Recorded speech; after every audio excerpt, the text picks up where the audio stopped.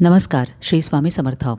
देवपूजा करताना तुम्हालाही झोप, आळस, जांभई येते का? आधी खूप सेवा होत होती, पण आता कंटाळा येतो. याचे सगळ्यात पहिले कारण आहे ते म्हणजे पितृदोष. पितृ हे देव आणि आपल्यामध्ये उभे असतात. ते अतृप्त असतील तर आपल्या देवांच्या सेवेमध्ये ते अडथळा निर्माण करू शकतात. त्यामुळे सकाळी आंघोळ झाल्यावर देवपूजा करण्याआधी एका वेगळ्या आसनावर बसून दक्षिणेकडे तोंड करून पितृस्तुती स्तोत्र म्हणावे. दुसरी गोष्ट आहे नकारात्मकता.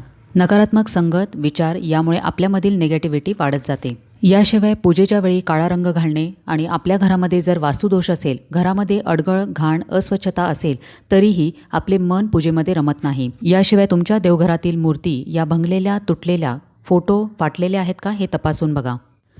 जर तुम्ही तुमच्या सेवेचा चार चौकात गाजावाजा करत असाल तरीही सेवेला नजर लागते. मोकळ्या कपाळी पूजा करणे आणि बाहेरची बाधा असल्यास आपल्या सेवेमध्ये अडथळे निर्माण होतात. श्री स्वामी समर्थ.